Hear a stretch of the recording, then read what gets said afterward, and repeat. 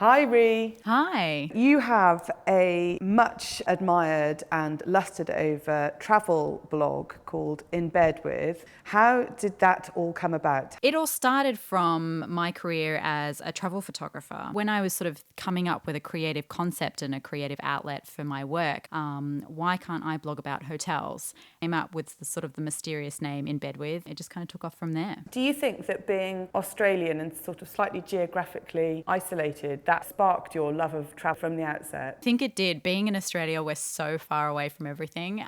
So I sort of always grew up with this, sort of thirst to explore what was out there. Since the question you always ask, I'm going to ask you, where are you staying tonight? This is going to sound very boring, but I'm actually staying at home in my own bed. I've just returned back to Australia from a week on Turtle Island in Fiji, which was incredible.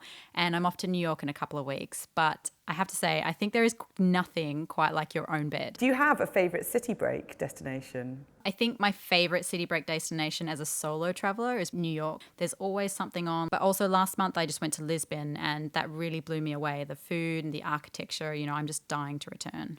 Do you prefer a beach bum rotating under the sun vibe on holiday, or are you more of an activity, adrenaline junkie and always looking for the next adventure? I actually find it near impossible to switch off on a beach holiday. I am constantly looking for things to do to stimulate the brain. Absolutely the worst person at relaxing, which is really ironic considering what I do for a job. You must be the master of packing. Do you have any essentials for a carry-on flight? I'm really ashamed to admit that I am a terrible packer. I actually have a suitcase that sits at my front door that never gets unpacked and is always ready for me to run out the door to the airport.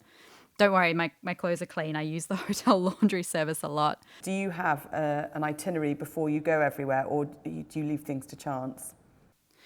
It's funny, actually, I do leave most things to chance. I'm not a huge planner just because I kind of like to get somewhere and sort of have that destination reveal itself to me, if that sounds a little bit cheesy. Do you have a kind of go-to beachwear brand that you always use? Yes, I do. I love Zimmermann, and I'm not biased even though it's Australian. And their pieces are functional, but then they sort of have the feeling of escapism and fantasy about them. Where do you think the next undiscovered holiday hotspot is going to be? I think Turkey for me is really hot right now, particularly out of Istanbul and to their coastal line. I think the Philippines and the Seychelles are going to become the next Maldives. You have travelled so much around the globe with your camera. Is there anywhere that you haven't been that's still on your list to visit?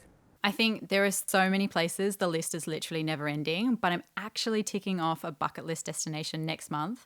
I'm going on a 2-week journey to Alaska, and I've always dreamed of visiting there since I was a little girl. I'm hopefully going to see whales and bears and glaciers and all those sorts of things. I'm very envious. You'll have a wonderful time. Thanks, Ree. We really appreciate your time and happy, safe travels. I hope to bump into you somewhere. Bye. Bye.